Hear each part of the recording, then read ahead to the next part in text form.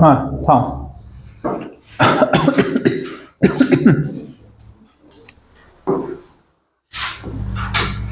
Statika.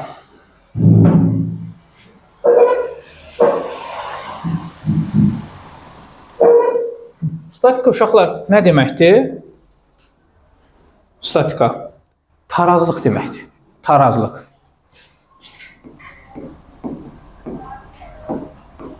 Video dayananda deyərsiniz də yaxşı, bir də ola bilsin ki, yer məhdudiyyətli olar. Dayananda şey deyərik, yeri boşaldar. Tarazlıq deməkdir. Biz əslində elə bilirik ki, Newtonun 3-cü qanununda deyirik ki, məsələn, tutaq ki, əvəzləyici sıfıra bərabərdirsə, sistem tarazlıqda qalır. Amma sonra baxdıq, gördük ki, elə bir qüvvələr ola bilər ki, elə şəkildə yönələr ki, sistem tarazlıqda qalmaz. Bunu görə bilərsiniz. Yəni, müşahidə edərsiniz ki, məsələn, tutaq ki, F1 F2 bərabər olar, amma sistem tarazlıqda qalmaz. Onun üçün biz statikada, tarazlıqda öyrənəcəyik ki, hansı qayda ilə biz sistemi tarazlıqda saxlaya bilərik. Tarazlığın normalda 3 növü var uşaqlar. Birinci, demək ki, dayanıqlı tarazlıqdır. Pəncərəni örtə bilərik. Zəhmət olmaz. Danışanda yoruluram.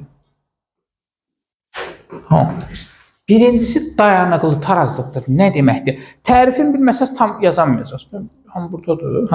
Mehriban yoxdur. Tərifini bilməsəz yaza bilməyəcəksiniz. Ona görə birinci tərif önəmlidir. Baxın, tərif nə deyir? Deyir ki, cisim yerindən çıxarılsa, əvvəlki vəziyyətini özü bərpa edə bilirsə öz başına. Olur dayanıqlı. Cisim yerindən çıxartsaq, əvvəlki vəziyyətimdən çıxarsam, əvvəlki vəziyyətin özü qayda bilər. Hə, Nuri? Qayda bilməz. Bax, çıxarsam özü qaydacaq, düzdür mü? Buradan da çıxarsam özü qaydacaq. Bunu uzaqlaşdırsam, əvvəlki vəziyyətin özü qaydacaq. Əvvəlki vəziyyətinə Nərmin özü öz başına qayda bilirsə, olur dayanıqlı tarazlıq. Yaxşımı? Olur dayanıqlı. Qayda bilmirsə, olur dayanıqsız. Məsələn.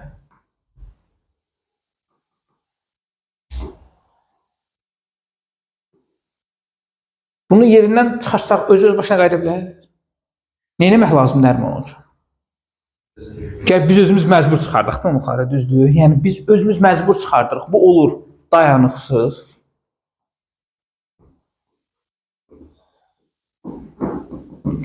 Bir də hara qoysaq orada da duracaq. Fərqi yoxdur. Stolun orada qoysan, eyni şeydə durursa, bunun da adı olur fərqsiz tarazlıq. Fərq etməz. Hara qoysaq orada da duracaq. Məsələn, bura qoyuruq, burada durur. Bax, bura qoyuruq, burada durur. Bura qoyuruq, burada durur. Fərq etməz. Düz yerdədirsə, bu olur fərqsiz tarazlıq.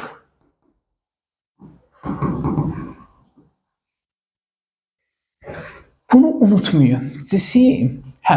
Bir də bunu da demiş olaq ki, uşaqlar, bəzən sual kimi indi gələcəkdə siz potensial enerjini keçməmişsiniz bəlkə də, və ya da məlumatınız varsa da demiş olub, sizdən soruşa bilər ki, hansının potensial enerjisi böyük, hansının potensial enerjisi kiçikdir?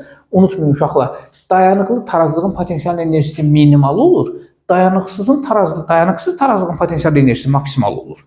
Səbəb daha hündürdədir və artıq o bir potensial enerjiyə malikdir. Ona görə bunun bax, potensial enerjisi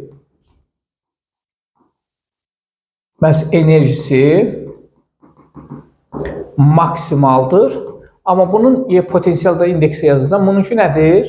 Minimaldır. Yaxşı, bu potensial enerjisi minimaldır. Y potensial yazdım indeksdə. Potensial enerjisi minimaldır, amma bu potensial enerjisi nədir? Maksdır. Yəni, Y potensialı bunun ancaq nədir? Maksimaldır. Birdən soruşaq. Cisim dayanıqlı olması üçün iki şərt önəmlidir. İki şərt cismi dayanıqlı saxlamaq üçün önəmlidir. Birincisi, demək, belə bir cisimimiz var. Mən bu cismi yan üstə yıxdım. Sizcə hansı dayanıqlıdır? İkinci dayanıqlıdır. Elə, səbəb nədir? Buna biz birinci deyək, buna ikinci deyək. Səbəb nədir sizcə? Səthin sahəsindən danışırıq, düzdür? Çox gözəl. Bunun səthin sahəsi əgər S-dirsə, bunun səthin sahəsi olsun 2S. Birinci şərt budur. Səthin sahəsi böyük olmalıdır. Özünüz də baxan kimi təsəvvür edə bilirsiniz ki, müəllim, səthin sahəsi böyük olan daha dayanıqlıdır. Amma bu birinci şərtdir, ikinci şərtdir. Bəs ikinci şərt nədir uşaqlar? Ağırlıq mərkəzidir. Baxın, ağırlıq mərkəzi. Ağırlıq mərkəzi diaqonalların kəsişdiyi nöqtədir. Bax, bunun ağırlıq mərkəzi əgər h-dırsa, bax, bunun ağırlıq mərkəzi məsələn h bölünsün nədir? 2-dir. İki şərt nədir? Bir, səthin sahəsi böyük olmalıdır. İki, ağırlıq mərkəzi yerə yaxın olmalıdır ki, daha dayanıqlı olsun. Hansının ağırlıq mərkəzi yerə yaxındır? Bax, ikincidir. Niyə bunun ikisini də bilməyimiz lazımdır Elmira? Çünki bəzən səthin sahələrini eyni verəcək, ağırlıq mərkəzinə baxmağa çalışacaq.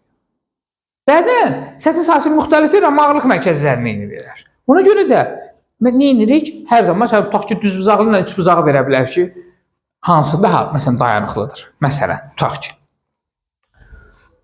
Məsələn, topluluda bu sual var. Topluluda sual bax belə salıblar. 3 dənə cisim götürüb ortadan bax bunun ikisini bölüb aşağı birinciyə yazıb polad, yuxarı yazıb alüminium, ikinciyə yuxarı polad yazıb aşağı alüminium yazıb, üçüncünün hamısına da alüminium yazıb. İndi uşaqlar, hamısının səthin sahəsi S deyil. Hamısı səthin sahəsi S-dir. Hamısı eyni, dairədə hamısında S hissəsi sahədir. Amma ağır, işte birinci bitdi. Səthin sahəsində işimiz almadı. Nə ilə baxacaq? Ağırlıq mərkəzi ilə. Alüminiumla poladın sıxlıqları müxtəlifdir. Aydındır, sıxlıqlar müxtəlifdir. Alüminiumun sıxlığı poladdan azdır. Ona görə də ən çox sıxlıq polada düşür. Aydındır. Təqribən, burada ortanı götürə bilməyəcək. Çünki orta nə vaxt götürərik? Hər ikisi eyni olsa. Yəni alüminium olsa, bunun ağırlıq mərkəzi hara düşəcək? Bura. Baxın, burada bunun ağırlığı daha çox polada yaxın olacaq və ya poladın üzərində olacaq. Təqribən bura düşəcək. Burada da bunun ağırlığı təqribən bura düşəcək. Aydındır. Hansının ağırlıq mərkəzi yuxarıdadır? Ortadakının. O daha dayanıqsız. Hansının ağırlıq mərkəzi aşağıdadır? Bu daha dayanıqlıdır. Razısınız. Buxarda olduğu üçün sıfırlanıb düşəcək aşağı da. Düzdür? Bu da bu olur dayanıqlı. Bu olur dayanıqsız. Bu olur fərqsiz. Hara qoysaq orada da duracaq. Düzdür? Fərqi yoxdur. Fırlanacaq, duracaq. Amma bu xeyr. Çevriləcək, polad aşağıda olacaq, alüminium yuxarıda olacaq. Razısan Subhan? Hə? Aris, başa düşürük. Amma bu burada dayanıqlıdır yəni. Məsələn, bir də görəcəksiniz yuxarıda alüminium verməyəcək, hava verəcək. Hava olsun. Nə fərqi var? Polad daha sıxdır. Hava aşağıda, polad yuxarıda. Polad düşməlidir də aşağı. Fırlanacaq, düşəcək, dayanıqsızdır. Hə, Elmira, dərk edə bildikmi? Aha, lap yaxşı. İndi cismin dayanıqlılığını da biz sorğuladıq, yoxladıq. İndi digər bir məsələmiz var. Biz cisimə tətbiq etdiyimiz qüvvələr nə zaman cisimə irəliləmə hərəkət etdirəcək, nə zaman cismi fırladacaq. İndi bura biz bir dənə kub çəkək, kvadrat çəkək. Və buna müxtəlif istiqamətlərdən qüvvə tətbiq etdirək. Buradan F1 qüvvəsi olsun. Buradan F2 qüvvəsi olsun. Buradan F3 qüvvəsi olsun. Məsələn, buradansa F4 qüvvəsi olsun. Hə? Bir cismə müxtəlif istiqamətlərdə qüvvə tətbiq edək. Bu qüvvələrdən sizcə hansı fırladar cismə, hansı cismə irəliləmə hərəkət etdirər? F2 qabağa tətbiqli sıfırladan.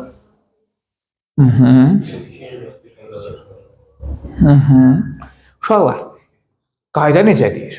Qayda deyir ki, tətbiq edəcəyiniz qüvvələr əgər ağırlıq mərkəzindən keçərsə, bu cismə irəliləmə hərəkət etdirir. Ağırlıq mərkəzindən keçməzsə, fırlanma hərəkət etdirir.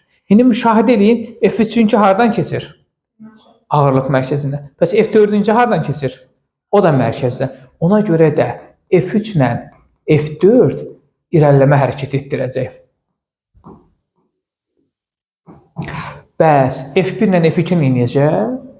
Onu fırladacaq. Bəli, F1 və F2 neyəcək? Fırlanma hərəkət etdirəcək.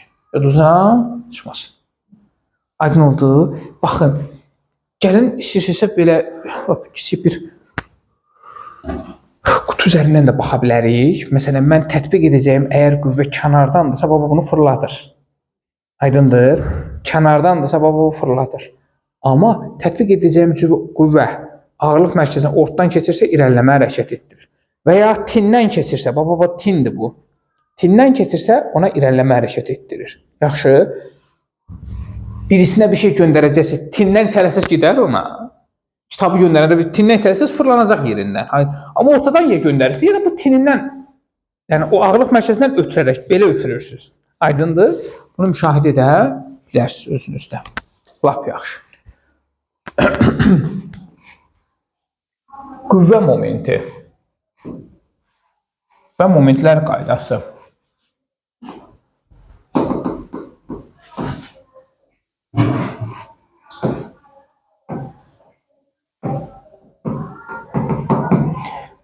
Momentlər qaydası.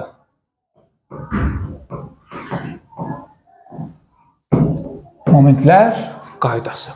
Uşaqlar, qüvvə momenti elə bir sistemdir ki, burada biz momentlər qaydasını tətbiq etdiyimiz zaman momentlər qaydası nədir ona baxacağıq. Qüvvə momenti normalda M bərabərdir.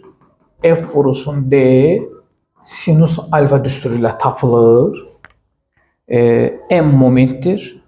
Qüvvə momentidir. Böyük M-dən işarə olunur. F qüvvədir. D qüvvənin qoludur. Qoldur. Bu qüvvə, bu qol. Vahidini çıxarsaq, Newton vurulsun metrdir. Qüvvə momenti sistemi tarazlıqda saxlamaq üçün tətbiq etdiyimiz bir sistemdir. Və tarazlıqda qalması üçün momentlər qaydasını istifadə edirik. Nədir momentlər qaydası? Sizinlə birlikdə ona baxaq. Burada mən bir dənə hər hansı bir əyri bir cisim çəkirəm. Əyri bir cismi tarazlıqda saxlamaq çox çətin şeydir. Hər hansı bir düzbucaqlı və ya kvadrat və ya da elə bir şey var ki, bunu rahat tarazlıqda saxlaya bilərsən. Amma əyri cisimləri tarazlıqda saxlamaq mürəkkəbdir. Amma onun rahat momentlər qaydası elə bir qaydadır ki, tətbiq etməklə biz istənilən əyri bir cismi tarazlıqda saxlaya biləcəyik. Özə ən çətin mürəkkəb sistemi belə momentlər qaydası ilə tarazlıqda saxlayacağıq. Nə deyir momentlər qaydası? İndi deyəcəyik. Məsələn, bu cismin ağırlıq mərkəzi qoy olsun, bax bura. Olsun bu bunun ağırlıq mərkəzi. Tutaq ki, mən buradan aşağı F1 qüvvəsi tətbiq edirəm. Buradan aşağı bir F2 qüvvəsi tətbiq edirəm. Bu qüvvədir, cisimə göstərilən qüvvədir. F2-nin qolu dayağa qədər olan məsafədir. Bu D2-dir. F1-in qoluna gəldikdə, mən bunu buradan bura qol kimi götürə bilmərəm uşaqlar. Bu qol sayılmır. Qol qüvvəyə çəkilən və ya onun uzantısına çəkilən perpendikulyar olmalıdır və yaxın məsafə olmalıdır. Bax, qüvvəyə çəkiləcək, perpendikulyar olmalıdır. Perpendikulyardır mı burada? Xeyr, perpendikulyar olmalıdır. Qüvvəyə çəkə bilmiriksə onun uzantısına çəkməliyik. Bunun uzantısını çəkirəm, bax, bu bunun uzantısıdır. O zaman bax, qol, bax, buradan buradır. D-dir. Bu da D1 deyək. Qol həmişə qüvvəyə perpendikulyar olmalıdır, yaxın məsafə olmalıdır. Aydındır. Ya özünə, ya onun nəyinə? Uzantısına. Baxın, burada 90 dərəcədir, baxın, burada 90 dərəcədir. Nə üçün 90 dərəcə olmalıdır uşaqlar? Momentimiz, qüvvə momentimiz maksimal qiyməti alması üçün məhz bu şəkildə və tətbiq edəcəyimiz qüvvə də hər zaman mütləq dayaq nöqtəsindən tətbiq xəttinə qədər olan hissəsi qol sayılır. Buyurun, momentlər qaydasını tətbiq edək. Nə deməkdir momentlər qaydası? Bunu incə-incə yazacaqsınız və hər zaman bütün statikanın təməli duracaq bu momentlər qaydası. Deyir ki, saat əqrəbi istiqamətdə, bu bizim mərkəzimizdir, bu heç. Saat əqrəbi istiqamətdə fırladan moment ilə saat əqrəbinin əksi istiqamətdə fırladan moment bərabər olarsa sistem tarazlıqda qalar. Necə oldu? Saat əqrəbi istiqamətdə fırladan moment ilə saat əqrəbinin əksinə nərmin fırladan moment bərabər olarsa sistem tarazlıqda qalar. Demədim ha qüvvə. Demədim ha qol. Qol qüvvə bərabərliyindən söhbət gedir. Moment bərabər olmalıdır. Yəni M1 bərabər olmalıdır əslində nəyə? M2-yə. Yəni F1 D1 bərabər olmalıdır F2 D2-yə. Buradan da F1 bölünsün F2 bərabərdir D2 bölünsün D1. Görürük ki, qüvvə ilə qol necə mütənasibdir? Tərs mütənasib. Bunu rahat şəkildə də yazarıq ki, bizim qüvvəmiz qolumuzda tərs asılıdır. Moment isə bunların hər ikisi ilə düz mütənasib asılıdır. Gəlin, baxaq bir neçə misallar üzərində. Bu ancaq təcrübə. Elə bilin ki, uşaqlar, məntiq işləmişsiniz də yəqin ki. Buradan bu qədər yük asanda, buradan nə qədər yük, hansı hissədən nə qədər yük asmalıyıq ki, məsələn, tərəzin qolları sabit qalsın. Buna bənzəyir Yusuf. Tosun, tosun ona bənzəyir. Məsələn, biz bir dənə cisim götürək. Bu olsun bizim dayaq nöqtəmiz. Elmira. Buradan aşağı F1 qüvvəmiz olsun. Buradan aşağı F2 qüvvəmiz olsun. Buradan yuxarı F3 qüvvəsi olsun. Buradan yuxarı F4 qüvvəsi olsun. Bir cismə 4 dənə yerdən qüvvə tətbiq olunub. Bunu biz necə tarazlıqda qalar, hansı üsullarla tarazda saxlaya bilərik? Ariz, qulaq az sonra yazarsan. Dinləməyə birinci üstünlük verək. Baxın uşaqlar, F1-in qolu bax buradan buradır. Bununki D1. F3-ünki buradan buradır. Bu D3. Bu F2-nin qoludur, D2. Bu da F4-ün qoludur, D4. Hamısı dayaq nöqtəsinə qədər sahib, bura qulaq asın. Dayaq nöqtəsinə qədər olan məsafə qol sayılır. Yaxşı. Buyurun, momentlər qaydasını tətbiq edin. Momentlər qaydası nə deyir? Saat əqrəb istiqamətdə fırladan moment ilə saat əqrəbinin əksinə fırladan momentlər bərabər olarsa, sistem tarazlıqda qalar. Nərmin, indi sən mənə de görüm, hansılar saat əqrəb istiqamətində fırladır? D3 ilə D4 hara fırladır? Bir dənə fikir ver. D3 bu tərəfə aparır. Hara dartır? Yuxarı. Dayaq buradır da. Aydındır. F1 hara aparır? Saat əqrəbinin nəyinə? Əksinə. Bu istiqamətdə aparır. Bax, bu aşağı gələndə bu hara qalxacaq? Saat əqrəbinin nəyinə? Əksinə. Bu hara gəlsə bura hara düşür? Aşağı gedir. Baxın, hansılar saat əqrəb istiqaməti, hansı saat əqrəbinin əks istiqaməti olduğunu görmüş oldunuz. Razısınız? Ona görə də. Baxın, saat əqrəb istiqamətdə fırladanlar. M2 ilə M3. M2 üstə gəlinsin M3 bərabər olmalıdır. M1 üstə gəlinsin M4-ə. Yəni, F2 D2 plus F3 D3 bərabər olmalıdır. F1 D1 üstə gəlsin F4 D4 kimi. Yazıb tapa bilirsiniz. Çox rahatsızlığına onu görə deyir. Momentlər qaydasını tətbiqlə ancaq mümkündür. Yoxsa biz sistemi tarazda saxlaya bilmərik. Elmira, bax, məsələn, belə bir sual verib bizə. Deyir ki, bax, fikir ver. Məsələn, tutaq ki, bura bir dayaq nöqtəsi qoyub. Buradan bir dənə üzərinə tir qoyub. Neçə dənə oldu? 1, 2, 3, 4, 5, 6 dənə bölgü olan bir tir var. Bu sistem tarazda qala bilər belə. O aşıb düşəcək də. Razısınız? Aşıb düşəcək. Hətta mən deyirəm ki, bu kütləsi var da, ona görə aşıb düşür də. Hətta mən deyirəm ki, buradan bir dənə də əlavə olaraq yük asıram. En kütləli yük asıram. Bu heç dayanmaz. Doğrudur, bu düşəcək aşağı. Çünki elə başını qoyacaq təmiz yerə, hə? O zaman belə bir sual verir. Deyir ki, bu tiri qaldırmaq üçün, yuxarı qaldırmaq üçün nə qədər qüvvə tətbiq etməyim lazımdır ki, sistem tarazlıqda qalsın? Ağırlıq qüvvəsi ya. Necə? Buna ağırlıq qüvvəsi olsa təsir edir. Bəli, bölgələrin ortasından aşağı nə düşəcək? Ağırlıq qüvvəsi bu cismi çəkirmi aşağı? Çəkir. M3 də çəkirmi aşağı? Çəkir. İndi momentlər qaydası. Hansılar saat əqrəb istiqamətidir, hansı saat əqrəbinin əksinədir? Haradır? Bəs MGM saat əqrəb istiqamətdə. Bunlar aşağı aparılmırmı? Bu hara aparır F? F sonu məhz yuxarı aparır. Aydındır. Bax. F-imiz bunu bu istiqamətdə aparır. Amma bunu ilə bu hara aparacaq? Aşağı. Razısınız Elmira? Üniversite momentlər qaydası. Onda F vurulsun, qolu bax, buradan bura. Neçə dənə qol var? F vurulsun 6 bərabərdir. MJ vurulsun 3 üstə gəlinsin. M vurulsun neçəyə? İndi bir dənə kütləmiz yox. Kütləmiz olsa hamısını tapa bilər. Gəlin isə kütləni də eləyək 6 kiloqram. Nə bilim, neçə kiloqram istəyirsə eləyək. Heç bir fərqi yoxdur. Onda 60 vur 3 üstə gəlinsin 6-6'nın 36. F vurulsun 6 bərabərdir. 6 kiloqram elədikdə 180 üstə gəlinsin 36. Hamısından 6'larımız gedər. F'imiz nə qalar? F qalar 30 üstə gəlinsin 6 36 Newton. Bax, F'imiz oldu neçə Newton? 36 Newton. İndi gəlin görək doğrudan da momentlər qaydası ödənir, değil mi? Sistem tarazı qalırmı? 36'nı vurun 6'ya.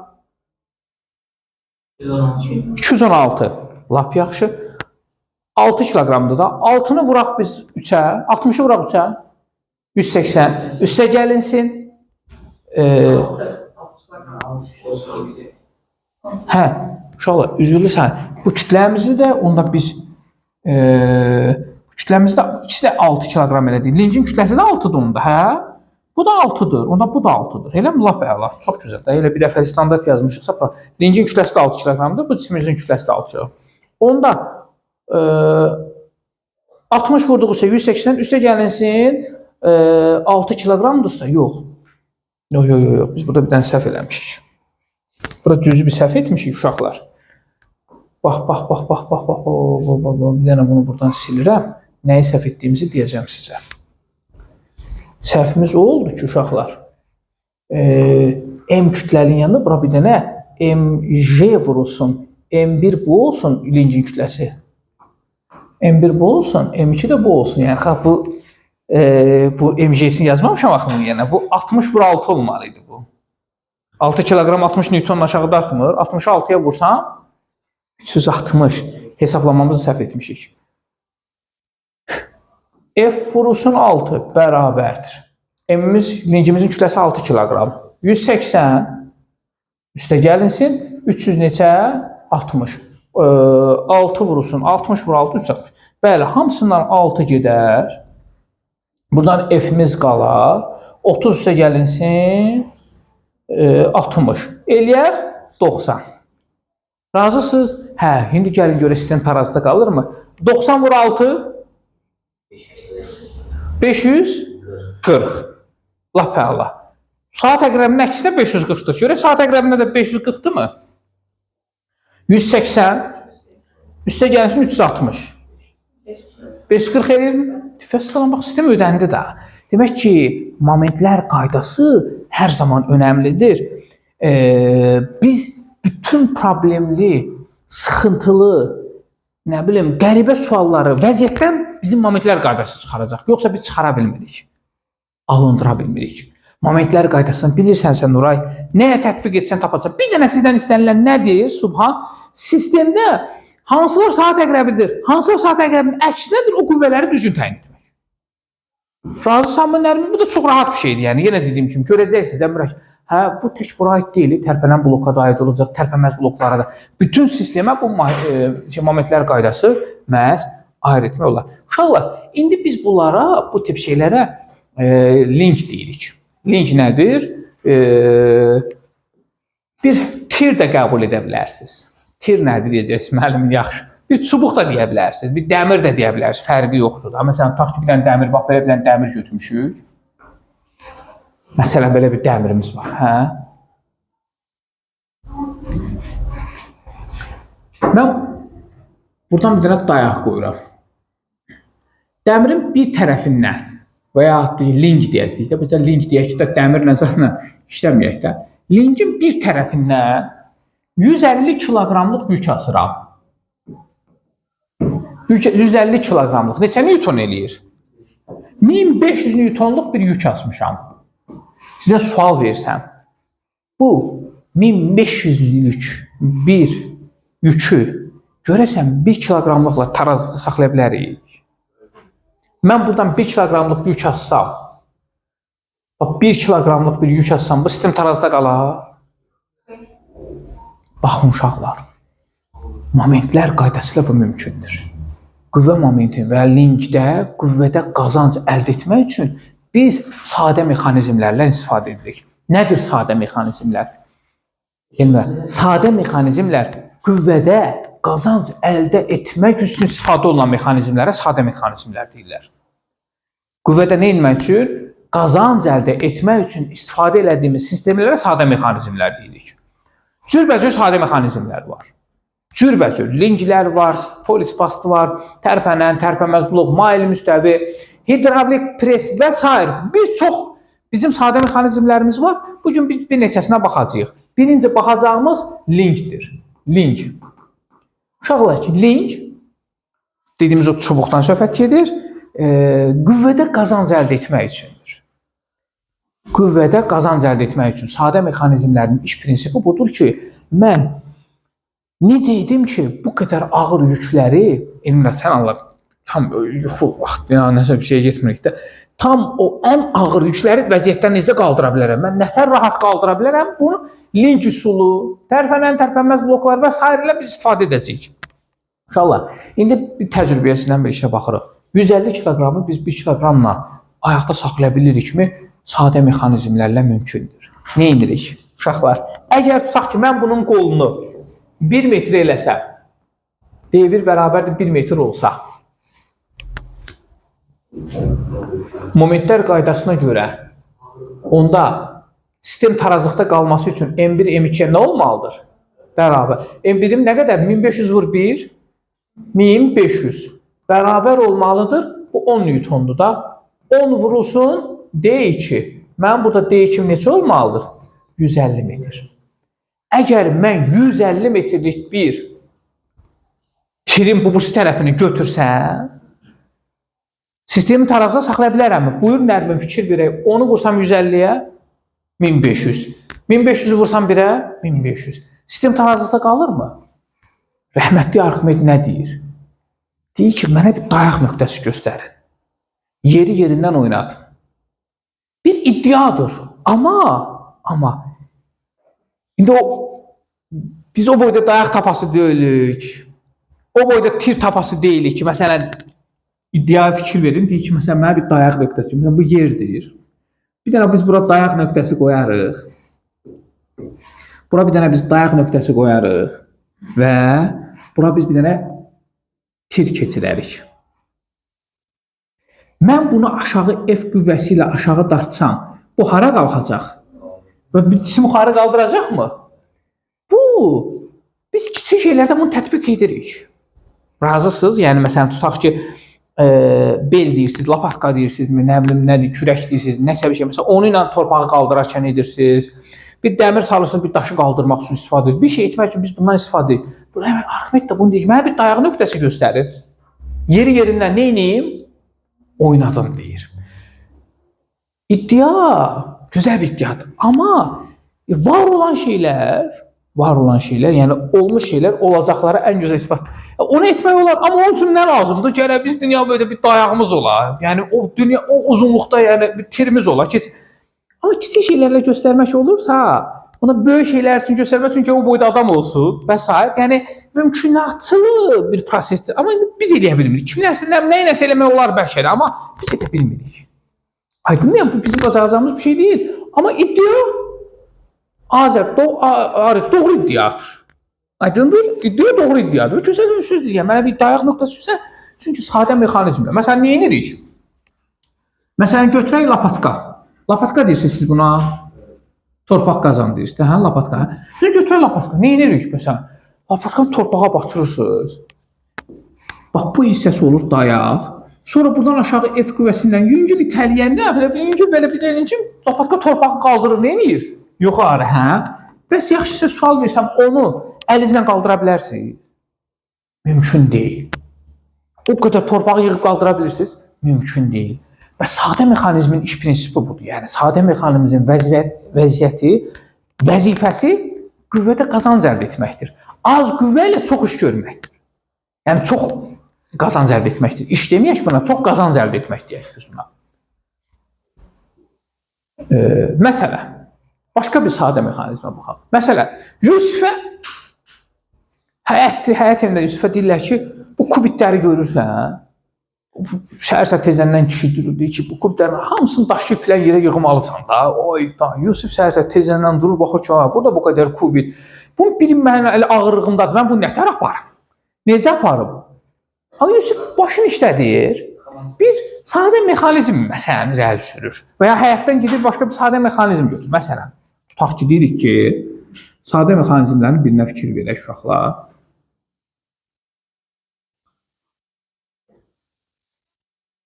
Siz buna nə deyirsiniz?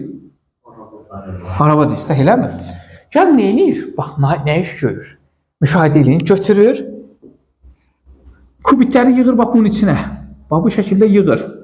Bir dənəsinə gücü çatmayan Yusifin, bunun içinə bir 10 dənə kubit qoyur, 15 dənə kubit qoyur. Neçə dənə istə, bunun içinə gücü çatdığı qədər kubit qoyur.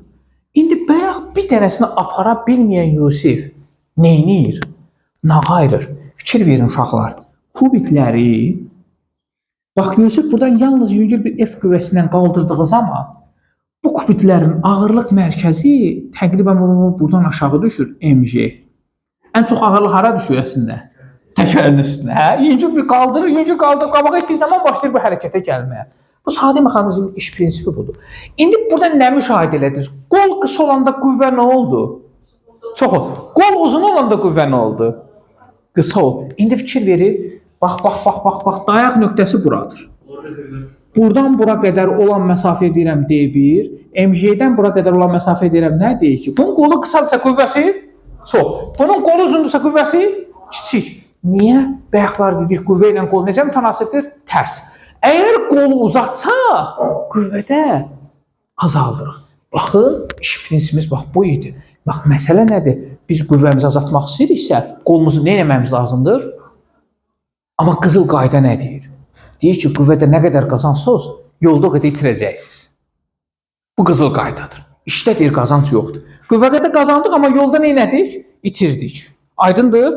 Bəli, biz düz qüvvədə qazandıq, yolda itirdik. Amma bizim işimiz yolda itirməyi düşünmürük. İşte qüvvədə qazanc əldə etmək istəyirik. Yəni, bu dəqiqə yolda itirsək də bizim əsas dərdimiz, əsas vəzifəmiz məhz qüvvədə qazanc əldə etməkdir ki, qüvvədə nə tələb edək ki, biz qüvvədə qazanc əldə etmiş olaq. İndi bir dənə müşahidə eləsəz, görmüş olarsınız ki, bayaqlar Yusif bir kubit apara bilmədiyi halda indi 10 dənə kubit aparır.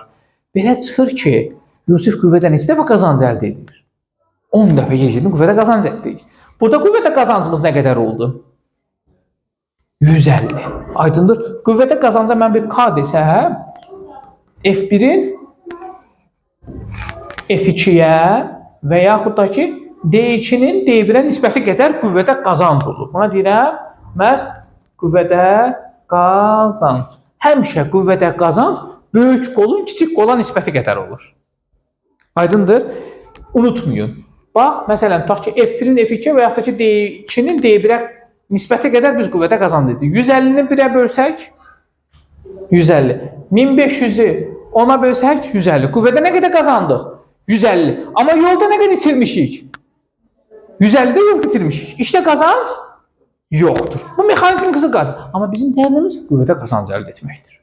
Sadə mexanizmlər sizin məişətdə istifadə elədiyiniz, mühəndislərin istifadə elədiyi, texnikalarda istifadə elədiyimiz sistemdir. Yəni, sadə mexanizmlərsiz biz iş görə bilmirik. Çox işlərimizi rahatlaşdırmaq üçün sadə mexanizmlərdən istifadə edirik. Binaların tikilməsinə qədər, sistemin qurulmasına və s. çox şey sistemlər və sadə mexanizmlər üzərində qurulur.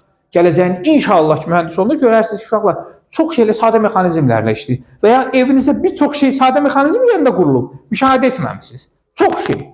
Bir çox şey evdə sadə mexanizmlər üzərindədir. Yəni, masalardan tutmuş, başqa şeylərdən tutmuş, hamısı sadə mexanizmlər, o ağırlıq bölgüləri və s. onlar mexanizmlərdir.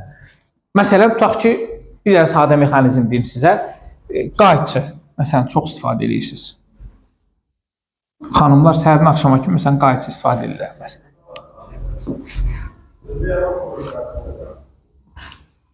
Dilən deyirəm, qızım deyik mən, 2 dəfə dünən yemişdin, yox nə vaxtdır bu həftə üçün 2 dəfə yemək bişirmişəm. Deyirəm, həqiqətən, hə vallahi. Bir evdəkilər sevinirlər. Deyirəm ki, sən bişirdiyi üçün sevinirlər, dadlı olduğu üçün. Şimdi deyirəm, niyə elə deyirsən? Deyirəm ki, 2 dəfə bişirmisən sonra yeməyindən, ay mənim dedilər dadlıdır və ya yox deyirəm sən həvəs verib qaza gətiriblər. O yeməyin dadı olmaz. Hə, qayçı. İndi fikir verin uşaqlar, bu dayaq nöqtəsidir. Mən bunu buradan aşağı sıxıram, bunu da buradan yuxarı sıxıram, hə? F qüvvələri ilə. Bax F qüvvələri ilə. Bu da bunun ağzıdır. Bu da buradan, bu da buradan. Uşaqlar, qol uzundur. Bax ağız hissələri kiçikdir. Ona görə qayçılar 2 tip olur. Uzun qol, qısa qol qayçılar. Məsələn, evdə kağız üçün, parça üçün kəsilənlərin kağız üçün, parça üçün çox da uzun qola ehtiyacı yoxdur. Yüngül istifadə edəndə kəsmək olur. Amma gəlin bağban qayçılarına. Görün. Bağban qayçısı olması üçün bağban qayçılarında uşaqlar ağız hissəsi çox kiçik olmalıdır. Qol çox uzun olmalıdır. Niyə? Qüvvədə nə əldə etmək üçün? Qazanc əldə etmək üçün. Bağban qayçılarının ağzının kiçik olmasının səbəbi budur. Mühəndisin, bu da biri bax. Məsələn, tutaq birini göstəririk. Çox şey göstərə biləcəyik. İndi misal göstəririk məsələn. Bax, qolu qısadır, qüvvəsi böyükdür. Aydındır, dəmir qayçıları, bağban qayçıların ağız hissəsi qısa olur, qolları isə uzun olur. Təsəvvür edə bildiniz? Kəlpətinlər. Kəlpətinlər eyni şəkildə görürsünüz. Kəlpətinlər bu tərəfdən sıxırsınız, bu tərəfdən o ağzı kiçikdir. Çox bərk-bərk şeyləri onunla tutub əyə bilirsiniz, qıra bilirsiniz. Yəni düşünün, yəni halbuki sən onu əlinlə edə bilirsən, mismar əyə bilirsən, amma kəlpətinlə əyə bilirsən. Kəlpətin bir heç nə qoşmamısan ki, sadəcə əlinlə kəlpətini tutursan, bax görürsən ki, sən az qüvvə tətbiq edirsən, amma orada çox sıxır onu. Heç kəlbətinlə öz əlinizi sıxmısınız? Bilmişəm, deyirəm, kəlbətinlə öz əlinizi sıxın. Öz əlinizi sıxanda heç nə hiss olmur. Nə qədər də sıxsam belə şey eləyəmirəm. Bax, nə qədər sıxıram, narahat olmuram. Amma kəlbətinlə əlinizi sıxsaq, sıxın qışqıracaqsınız. Səbəb nədir? Çünki mexanizm orada tətbiq edirsiniz. Sadə mexanizm tətbiq edirsiniz. Qol uzundur, qüvvə kiçikdir. Buradan az qüvvə tətbiq edirsiniz. Amma orada qolu qısadır, kəlbətinin ağzında. Səttin sahəsində çox girməyək. Qolu qısadır, qüvvəsi böyükdür. Sanki barmağı sıxılır. Təsəvvür edə bildiniz? Aydın oldu? Bəli. Bax, sadə mexanizmlər, uşaqlar, məhz qüvvədə qazanc əldə etmək üçün istifadə olunan mexanizmlərdir. Amma digər ki, yeni dediyim kimi, yolda itirirsiniz, amma bizim bu dəqiqə yolla bir işimiz, bir gücümüz yoxdur. Məsələ də nədir? Momentlər qaydası. Çox rahat, M1, M2 bərabər edin. Bütün sistemlərdə çox rahatçılıqla vəziyyətdən çıxacaqsınız. Yəni, bütün proseslərdə momentlər qaydasından vəziyyətdən sizi çıxarır. Oradan narahat olmayın. O hissəsindən narahat olmayaq uşaqlar. Bir iki dənə bir işlərimiz qalıb, onları da demiş olaq. Məsələn, tutaq ki, uşaqlar, lincin kütləsi də verilə bilər. Bayaqki kimi. Məsələn, buradan bizim dayağımız olar, lincin bölgüləri olar. Məsələn, deyək ki, bunun F qüvvəsindən qaldırırıq. Lincin kütləsi M bərabər olsun 6 kiloqram. Lincin kütləsidir. Bayaq kimi qoy 6 kiloqram olsun. Deyək ki, F-imiz neçə newton tətbiq etməyimiz lazım ki, cismi tarazlıqda saxlayaq. Neçə newton qüvvə tətbiq edək ki, sistem tarazlıqda qalsın. Normal qalmasa bu düşür aşağıda. Baxın uşaqlar. Momentlər qaydası. MG hardadır? Ortadan, bölgülərin ortasına aşağı inirmi? Buradan bura bunun qolu nə qədərdir? D bərabərdir 3-dür. Bunun qolu buradan bura nə qədərdir? 6-dır. Buna D2 deyək, buna D1 deyək. D1-imiz neçədir? 6. Onda F vurulsun 6 bərabərdir. MG vurulsun 3-ə. F bərabərdir. MG bölünsün 2-yə. Bu da 60 bölünsün 2 eləyəcək 30 newton. Fatimə çox rahat, asan bir üsul deyir. Deyir ki, çox rahat bir üsuldan danışır ki, bir cismi, hər hansı bir cisim olsun, bir parça olsun, bir şey olsun, fərq etməz. Misal üçün deyirəm də, məsələn, önümüzdə bir dənə parça vardır. Bir kənar tilindən tutub qaldırmaq üçün nə qədər qüvvə tətbiq etmək lazımdır? Məsələn, yerdə bir dənə tirimiz var. Yerə uzanıb. Yerə uzanmış bir tirimiz var. Deyir ki, bunun bir kənar tilindən tutub qaldırmaq üçün nə qədər qüvvə tətbiq edək? Bax, eyni şey deyilmi? Bunu bir kənar tirindən tutub qaldırmırmı? Yadından çıxartmayın. Elə onun kütləsinin və ya çəkisinin yarısı qədər qüvvə tətbiq etsiniz, qaldıra biləcəksiniz. Bu çəkisi nə qədərdir? 60 Newton deyil. Bir kənar tirindən qaldırmaq üçün nə qədər qüvvə tətbiq etdik? Yarısı qədər. Aydındır. İndi test topluca var ki, 200 kiloqramlıq bir cisim var. Onun bir kənar tirindən tutub qaldırmaq üçün 100 kiloqram, yəni 100 Newton, 1000 Newton tətbiq etsək, onun bir kənar tirindən tutub qaldıracaq. Çünki mən bunu yuxarı qaldıranda, bura olur onun dayağı, yer, torpaq olur onun dayağı. Hə? Bax bu formada. Onda qaldıranda bax belə bir şey alınacaq ortada. Bax bu formada. Bura oldu bunun dayağı. Mən F qüvvəsindən yuxarı qaldırdım. Yəni bitsin bir kənar tirindən tutub qaldırdım. Onda belə çıxır ki, mən bu stolun bir kənar tirindən tutub qaldırarkən bu stolun çəkisinin yarısı qədər mən ora qüvvə tətbiq edəcəm. Vəssalam. Bu qədər sadə. İkinci tərəfində o tərəf çəkisinin yarısında digər onun yerə təsir göstərir. Yəni kütləsi verildiyi zaman lingin hər zaman yaddan çıxartmayın, ağırlıq mərkəzindən ağırlıq qüvvəsini aşağı endirməyi unutmayın. İndi baxın, bir iki dənə də bura deyəcəyimiz bir şey var. Məsələn, buradan aşağı F1 qüvvəsi tətbiq olunur, buradan aşağı F2 qüvvəsi tətbiq olunur. Bu dayaqdır. Dayağı aşağı sıxırlarmı? Kənarlardan dayağı aşağı sıxırlar. Bu buradan sıxır, bu buradan sıxır. Qəbul edək ki, bu linkdir. Bir buradan aşağı dartır, biri buradan aşağı dartır. Mən barmağıma nə eləyir? Aşağı dartır. Linki aşağı dartırıq. Aydındır. Üzr istəyirəm ki, dayağı aşağı sıxırıq. Linkin sağdan soldan aşağı dartdığımız üçün dayaq sıxılır. Bu dəfə dayaq yuxarı reaksiya göstərir. Təzyiqlə aşağı sıxılır, təzyiq qüvvəsidir. Dayaq da yuxarı nə göstərir? Reaksiya. Təsir əks hissəsinə nə olmalıdır? Bərabər olmalı. Onda M bərabər olar F1 üstəgəlsin nəyə? F2. Bunlar nə qədər sıxırsa o qədər. Aydındır. Fərq etməz Elmira.